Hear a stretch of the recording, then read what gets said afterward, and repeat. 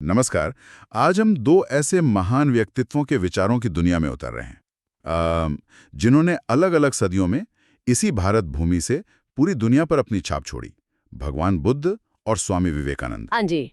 हमारे पास जो स्रोत हैं उनसे हम ये समझने की कोशिश करेंगे कि विवेकानंद जो खुद एक महान विचारक और संत थे, बुद्ध के बारे में क्या सोचते थे, उनके मन में बुद्ध के लिए कैसी भावनाएं थीं और इन दोनों के विचारों में क्या समानताएं थीं और क्या फर्क थे।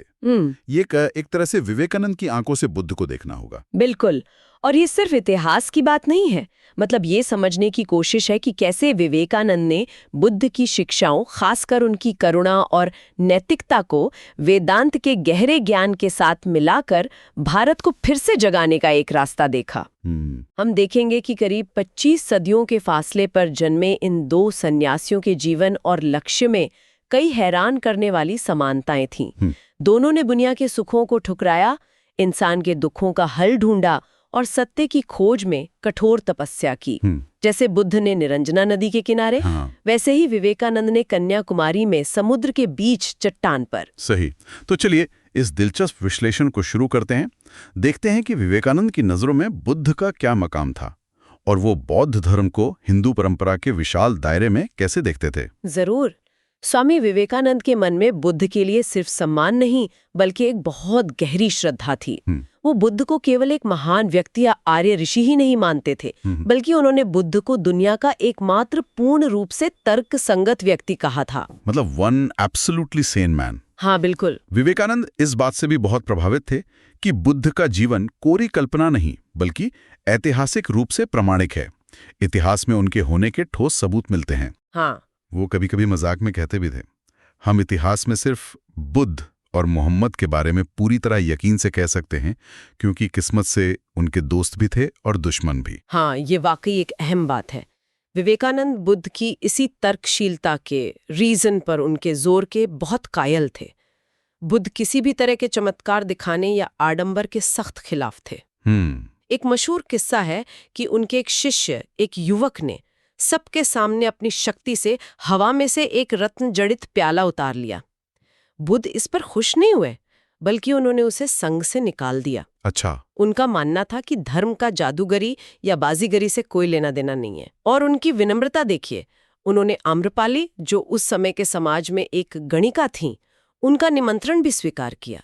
हाँ, ये तो बहुत बड़ी बात थी उस समय के हिसाब से। बिल्कुल। और अपने जीवन के बिल्कुल अंत में उन्होंने चुंद नाम के एक लोहार, जिसे परिया यानी समाज की निचली कही जाने वाली जाति का माना जाता था, उसके घर का भोजन ग्रहण किया। ऐसा कहा जाता है कि वो जानते थे कि वो भोजन शायद उनके शरीर के लिए ठीक नहीं है और इससे उनकी मृत्यु भी हो सकती है, लेकिन उन्होंने उसे स्वीकार किया। वो शायद ये संदेश देना चाहते थे कि उनका आखिरी काम भी समाज के सबसे साधारण, सबसे निचले तबके के व्यक्ति से जुड़ा हो। ये कितनी बड़ी इंसानियत की मिसाल है। और उनकी करुणा तो अद्भुत थी। एक कहानी है कि राजगीर में जब यज्ञ के लिए बकरियों को ले जाया जा रहा था, तो उन्हें बचाने के लिए बुद्ध अपना जीवन तक देने को तैयार हो गए थे। हाँ, ये भी सुना है। एक और कथा जो शायद प्रतीकात्मक हो, कहती है कि उन्होंने एक भूखी बाघिन और उसके बच्चों को बचाने के लिए अपना शरीर ही अर्पण कर दिया था। विवेकानंद सिर्फ बुद्ध के सिद्धांतों के ही प्रशंसक नहीं थे, बल्कि उनके मानवीय पक्ष को भी बहुत गहराई से महसूस करते थे। सही। पत्नी और बेटे राहुल को आखिरी बार देखना। विवेकानंद ऐसे पलों को याद करके कहते थे, क्या आपने कभी इन महान नायकों के दिलों के बारे में सोचा है? वे कितने महान, कितने विशाल हृदय वाले थे और फिर भी मक्खन जैसे नरम थे। बिल्कुल। और ये गहरी श्रद्धा विवेकानंद के अपने जीवन में भी बार बार दिखती है। संन्यास लेने के फौरन बाद अप्रैल 1886 में वो अपने 2 गुरु भाइयों के साथ बोध गया गए। अच्छा। उसी महाबोधि वृक्ष के नीचे बैठे जहां बुद्ध को ज्ञान मिला था, और भावुक होकर सोचने लगे, क्या ये सचमुच मुमकिन है कि मैं उसी हवा में सांस ले रहा हूं जिसमें कभी उन्होंने सांस ली थी? क्या मैं उसी धरती को छू रहा हूं जिस पर कभी उनके कदम पड़े थे? ये तो बहुत गहरा अनुभव रहा होगा। बहुत गहरा। ये कोई मामूली बात नहीं थी उनके लिए। और देखिए, जीवन के अंत में भी अपने 39th जन्मदिन पर जनवरी 1902 में वो फिर बोधगया में ही थे। अच्छा, अंत में भी। हाँ, एक बार उन्हें कई बुद्ध के पवित्र अस्थि अवशेषों को छूने का मौका मिला था। इस अनुभव का जिक्र करते हुए वो अक्सर बहुत भावुक हो जाते थे। उनकी श्रद्धा इतनी गहरी थी कि एक बार जब किसी ने उन्हें गलती से बौद्ध समझ लिया तो उन्होंने कहा, बौद्ध, मैं तो बुद्ध के सेवकों का सेवक हूँ। क्या बात है। विवेकानंद ने बुद्ध और अपने गुरु रामकृष्ण परमहंस के बीच भी एक गहरा आध्यात्मिक संबंध महसूस किया। हाँ, ये भी एक महत्वपूर्ण बिंदु है। उन्होंने बुद्ध के अंतिम पलों का वर्णन करते हुए बताया था कि कैसे वो महापरिनिर्वाण के समय मृत्युशैया पर लेटे हुए भी बार बार उठकर लोगों के सवालों का जवाब दे रहे थे, उपदेश दे रहे थे और कह रहे थे कि जो भेजा गया है वो हमेशा तैयार हैं। ये सुनते ही विवेकानंद ने कहा, अरे ये तो मैंने रामकृष्ण परमहंस के साथ भी देखा था। मतलब दोनों ही गुरु अपने आखिरी सांस तक ज्ञान बांटने के लिए तत्पर थे। बिल्कुल, वो समानता उन्होंने तुरंत पहचान ली। हाँ, तो अब उस अहम मुद्दे पर आते हैं कि विवेकानंद बौद्ध धर्म को हिंदू धर्म के दुश्मन या उसे नष्ट करने वाले के तौर पर नहीं देखते थे। नहीं, बिल्कुल नहीं। बल्कि वो मानते थे कि बौद्ध धर्म हिंदू धर्म की ही एक स्वाभाविक परिणति है, उसकी पूर्ति है। शिकागो में 1893 में जो उन्होंने विश्व धर्म संसद में भाषण दिया था, उसका एक मशहूर हिस्सा है, शाक्य मुनि हिंदू धर्म को नष्ट करने नहीं आए थे, बल्कि वे हिंदू धर्म की पूर्ति करने आए थे। वो उसका तार्किक निष्कर्ष और तार्किक विकास थे। सही। Logical conclusion and logical development. हाँ, वो अक्सर बौद्ध धर्म को हिंदू धर्म का विद्रोही बच्चा कहते थे। ऐसा बच्चा जो घर के अंदर ही पैदा हुआ, जिसने घर की कुछ बातों पर सवाल उठाए, लेकिन जिसकी जड़ें उसी घर यानी वेदों और उपनिषदों में थीं। हाँ, विवेकानंद का तर्क ये था कि बुद्ध का मुख्य विद्रोह उस समय के बढ़ते कर्मकांडों, पुरोहितों के दबदबे और जन्म पर आधारित कठोर जाति व्यवस्था के खिलाफ था। अच्छा। ना, दया, अहिंसा, सबके लिए प्रेम। विवेकानंद कहते थे कि ये सारे नैतिक सिद्धांत हिंदू धर्म के उपनिषदों और गीता में पहले से मौजूद थे, लेकिन बुद्ध ने उन्हें सबसे ऊपर रख दिया, उन्हें धर्म का केंद्र बना दिया। बुद्ध ने आम जनता को जटिल कर्मकांडों की बेड़ियों से आजाद किया और धर्म का एक सरल नैतिक रास्ता दिखाया। तो एक तरह से सिंप्लीफिकेशन किया उन्होंने। हाँ, कह सकते हैं। लेकिन विवेकानंद ने एक बहुत महत्वपूर्ण दार्शनिक फर्क भी बताया। बौद्ध दर्शन, खासकर शुरुआती बौद्ध दर्शन, आमतौर पर किसी स्थायी आत्मा या ईश्वर जैसी परम सत्ता को नहीं मानता। हाँ, ये एक बड़ा अंतर है। बिल्कुल। उसका मुख्य लक्ष्य है दुखों का अंत करना, जो इच्छाओं से पैदा होते हैं, और निर्वाण पाना। जबकि हिंदू धर्म का वेदांत दर्शन कहता है कि ये दुनिया जिसे हम भ्रम या माया समझते हैं, उसी के भीतर वो परम सत्य छुपा हुआ है, उसे पहचानना है। अच्छा। विवेकानंद के शब्दों में ये फर्क ऐसा है, बौद्ध धर्म ने कहा इस सब को भ्रम समझो, जबकि हिंदू धर्म ने कहा समझो कि भ्रम के भीतर ही सत्य है। ये एक सूक्ष्म लेकिन गहरा अंतर है। विवेकानंद का एक और दिलचस्प विचार ये था कि भारत में बौद्ध धर्म कभी भी हिंदू धर्म से पूरी तरह कटकर अपने अलग मंदिरों और पुजारियों के साथ एक संगठित अलग थलग धर्म के रूप में शायद उस तरह रहा ही नहीं, जैसा हम आज सोच लेते हैं। हाँ, ये भी वो कहते थे। ये हमेशा हिंदू धर्म के विशाल प्रवाह के भीतर ही एक शक्तिशाली सुधारवादी आंदोलन या प्रभाव की तरह था। हाँ, एक समय ऐसा जरूर आया जब इसके प्रभाव से देश का एक बड़ा हिस्सा मठवासी हो गया। हाँ, वो मठवासी दौर, यानी लोग भिक्षु और भिक्षुणी बनने लगे। और ये भी सच है कि आज भी हिंदू परंपरा में बुद्ध को विष्णु का 9वां अवतार मानकर पूजा जाता है। तो ये रिश्ता बड़ा जटिल और गहरा है, बहुत ही जटिल। लेकिन यहाँ कहानी थोड़ी और पेचीदा हो जाती है। जहाँ एक तरफ विवेकानंद ने बुद्ध की इतनी प्रशंसा की, उनकी करुणा और तर्कशीलता को सिरांखों पर रखा, वहीं दूसरी तरफ उन्होंने बौद्ध धर्म के बाद के रूपों की, हाँ, ये जरूरी है समझना, मतलब समय के साथ उसमें जो बदलाव या बिगाड़ आए, उनकी कुछ तीखी आलोचनाएं भी की। उन्होंने इस बात पर भी गौर किया कि आखिर भारत से बौद्ध धर्म का असर कम क्यों हो गया या उसका पतन क्यों हुआ। जी हाँ, ये आलोचनाएं भी उनके विचारों का एक अहम हिस्सा है। उनके अलग अलग भाषणों और लेखों को देखें तो कुछ मुख्य बातें सामने आती हैं। क्या थी वो मुख्य बातें? पहला, विवेकानंद मानते थे कि बुद्ध तो ईश्वर या किसी परम सत्ता के बारे में सवालों को टाल देते थे या कहते थे कि इन बातों में मत उलझो, दुखों को दूर करने पर ध्यान दो। लेकिन बाद में उनके अनुयायियों ने बुद्ध की इच्छा के विरुद्ध उन्हें ही भगवान बना दिया और उनकी मूर्ति पूजा शुरू कर दी। अच्छा, मतलब जो बुद्ध नहीं चाहते थे वही हुआ। हाँ, एक तरह से। दूसरा, उनका मानना था कि बौद्ध धर्म का फैलाव शायद सिद्धांतों की गहराई से उतना नहीं हुआ जितना बड़े बड़े भव्य मठों, विशाल मूर्तियों और दिखावटी आडंबर भरे कर्म कांडों की वजह से हुआ। इन चीजों ने घर में होने वाले सरल वैदिक यज्ञों को पीछे धकेल दिया। तीसरा, समय के साथ ये कर्मकांड अंधविश्वास, अजीबोगरीब मूर्ति पूजा और यहाँ तक कि वामाचार जैसी चीजों में बदल गए। वामाचार मतलब? वामाचार से उनका मतलब था तंत्र मंत्र से जुड़ी कुछ गुप्त और बिगड़ी हुई पूजा पद्धतियां, जिनमें कभी-कभी नैतिक पतन भी शामिल था। उन्होंने उड़ीसा के पुरी जगन्नाथ मंदिर की पुरानी नक्काशियों का उदाहरण दिया था, जिन्हें वो बौद्ध काल के पतन का प्रतीक मानते थे। चौथा, बुद्ध का ये विचार कि हर कोई भिक्षु या भिक्षुणी बन जाए, ये समाज के लिए अव्यवहारिक था। विवेकानंद मानते थे कि इससे समाज का संतुलन बिगड़ा और जब बहुत बड़ी संख्या में लोग मठों में रहने लगे तो उनके नैतिक स्तर में भी गिरावट आई। हाँ, ये तो प्रैक्टिकल बात लगती है।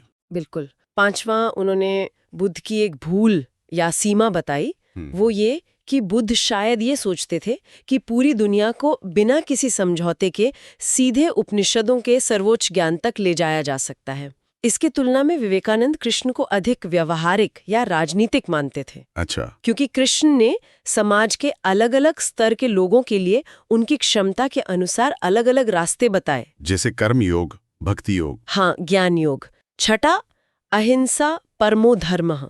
ये सिद्धांत बहुत महान है, लेकिन विवेकानंद को लगता था कि शायद इसको जरूरत से ज्यादा कठोरता से लागू करने का एक नतीजा ये हुआ कि भारत की सैन्य शक्ति कमजोर हुई और देश बाहरी हमलों का आसानी से शिकार बन गया। ये एक विवादास्पद बिंदु हो सकता है। हाँ, ये उनकी एक सोच थी। और सातवां और शायद सबसे महत्वपूर्ण दार्शनिक आलोचना ये थी कि बौद्ध धर्म ने आगे चलकर उपनिषदों के आत्म तत्व यानी आत्मा की गहरी अवधारणा को खो दिया, जो हिंदू विचार का केंद्र है। तो ये आलोचनाएं तो काफी गंभीर हैं, लेकिन क्या इसका मतलब ये है कि विवेकानंद बौद्ध धर्म को खारिज कर रहे थे? नहीं, बिल्कुल नहीं। यही विवेकानंद की खासियत है। इन आलोचनाओं के बावजूद उनका अंतिम लक्ष्य टकराव या खंडन नहीं था, बल्कि संश्लेषण था, यानी मेलजोल, एकीकरण। संश्लेषण? हाँ, वो एक सपना देखते थे बुद्ध के महान हृदय को, यानी उनकी अपार करुणा, उनकी नैतिकता, सभी प्राणियों के लिए उनका प्रेम, वेदांत या शंकराचार्य के महान मस्तिष्क के साथ जोड़ने का, यानी वेदांत का गहरा आध्यात्मिक ज्ञान, आत्मा और ब्रह्म की एकता को समझना, माया के पार सत्य को देखना। उनका वो मशहूर वाक्य है, हमें चाहिए बुद्ध का हृदय और शंकराचार्य की बुद्धि। बुद्ध का हृदय और शंकराचार्य की बुद्धि। जी। उनका मकसद था भारत को एक ऐसे धर्म से फिर से ताकतवर बनाना जो तर्क पर आधारित हो, जिसमें गहरी आध्यात्मिकता हो, जिसमें सबके लिए करुणा भी हो और परम सत्य का ज्ञान भी हो। उन्होंने साफ साफ कहा, हिंदू धर्म बौद्ध धर्म के बिना नहीं रह सकता, ना ही बौद्ध धर्म हिंदू धर्म के बिना। हमें ब्राह्मणों की अद्भुत बुद्धि को महान गुरु के हृदय, उनकी महान आत्मा, उनकी अद्भुत इंसान बनाने वाली शक्ति के साथ जोड़ना होगा। मतलब वो मानते थे कि ये दोनों अलग अलग अधूरे हैं, एक के बिना दूसरा पूरा नहीं है। बिल्कुल। उन्होंने यहाँ तक कहा कि इन दोनों का अलग हो जाना, यानी भारत में करुणा और ज्ञान का अलग अलग हो जाना ही भारत के 1000 साल के पतन का सबसे बड़ा कारण है। वो ये तो बहुत बड़ा बयान है। हाँ, इसी अलगाव की वजह से देश गुलाम हुआ, करोड़ों लोग गरीबी और अज्ञान में डूबे रहे। इसलिए इन दोनों का मेल ही भारत के भविष्य का रास्ता है। ये तो बहुत गहरी बात है, पर यह भी जानना दिलचस्प होगा कि विवेकानंद की बुद्ध में इतनी रुचि जगी कैसे? क्या ये शुरू से ही थी या बाद में विकसित हुई? इसके बीज तो उनकी जवानी के दिनों में ही पड़ गए थे। 2 चीजों का खास असर हुआ। एक तो सर एडविन अर्नोल्ड की किताब द लाइट ऑफ एशिया, जो बुद्ध के जीवन पर थी। हाँ, एशिया का प्रकाश। बिल्कुल। वो किताब उस समय बहुत लोकप्रिय हुई थी। विवेकानंद ने उसे पढ़ा और वो बहुत प्रभावित हुए। दूसरी चीज थी बंगाल के एक बड़े विद्वान राजेंद्र लाल मित्रा के लेख। मित्रा जी उस समय बोधगया के महाबोधि मंदिर के जीर्णोद्धार के काम से जुड़े थे। रेस्टोरेशन से? हाँ, उनके लेखों ने विवेकानंद का ध्यान बुद्ध की ऐतिहासिक विरासत की तरफ खींचा। और फिर उन्होंने सिर्फ दूसरों की लिखी किताबें ही नहीं पढ़ी, बल्कि खुद भी गहरा अध्ययन किया। हाँ, विवेकानंद कभी सुनी सुनाई बातों या सतही जानकारी से संतुष्ट नहीं होते थे। संन्यास लेने के बाद 1887 के आसपास उन्होंने अपने कुछ गुरु भाइयों के साथ मिलकर बौद्ध धर्म के मूल ग्रंथों का अध्ययन शुरू किया। मूल ग्रंथ कौन से? उन्होंने संस्कृत में ललित विस्तर पढ़ा, जो बुद्ध के जीवन का एक महत्वपूर्ण ग्रंथ है। उन्होंने महायान बौद्ध धर्म के बहुत गहरे दार्शनिक ग्रंथ प्रज्ञापारमिता सूत्र का भी अध्ययन किया। अच्छा, मतलब वो जड़ तक गए। बिल्कुल, ये दिखाता है कि वो बुद्ध के विचारों को उनकी जड़ तक जाकर समझना चाहते थे। और जैसा हमने पहले बात की, बोधगया की उनकी यात्राएं संन्यास लेने के ठीक बाद और जीवन के बिल्कुल अंत में ये साबित करती हैं कि बुद्ध और उनके दर्शन के साथ उनका जुड़ाव सिर्फ बौद्धिक में ही था, बल्कि बहुत गहरा, भावनात्मक और जीवन भर चलने वाला था। हाँ। वो अपनी भारत यात्राओं के दौरान जब अकेले घूमते थे तो अक्सर बौद्ध ग्रंथ धम्मपद का एक मशहूर सूत्र याद करते थे, खग्गविसाण कल्पो एको चरे, यानी गेंडे के सींग की तरह अकेले विचरण करो। अकेले चलने की प्रेरणा। हाँ, सत्य की अपनी खोज पर अकेले बिना सहारे के आगे बढ़ते रहने की प्रेरणा। तो संक्षेप में कहें, हमने देखा कि स्वामी विवेकानंद के लिए बुद्ध सिर्फ इतिहास के एक महापुरुष नहीं थे।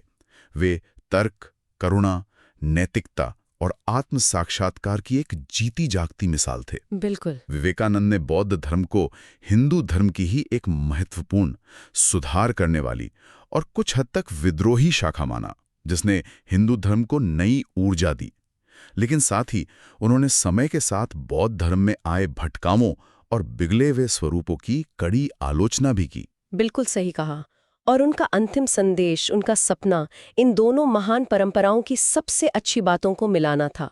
बुद्ध का विशाल हृदय, उनकी करुणा और वेदांत की गहरी प्रज्ञा, उसका ज्ञान। इसी मेल में, इसी संश्लेषण में वो भारत के आध्यात्मिक और सामाजिक पुनरुत्थान की कुंजी देखते थे।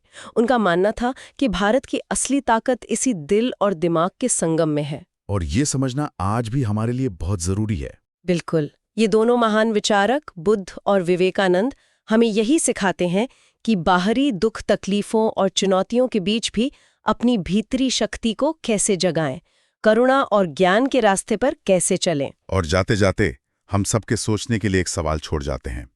विवेकानंद ने बुद्ध के हृदय और शंकर की बुद्धि को मिलाने की बात कही थी। आज के भारत की जो अपनी सामाजिक, नैतिक और आध्यात्मिक चुनौतियां हैं, उनका सामना करने के लिए इस हृदय और बुद्धि के मेल का, इस संश्लेषण का आज के जमाने में क्या रूप हो सकता है? हाँ, ये सोचने लायक बात है। इस पर विचार करना वाकई दिलचस्प होगा। अगली बार फिर मिलेंगे एक और विषय की गहरी पड़ताल के साथ। नमस्कार। नमस्कार।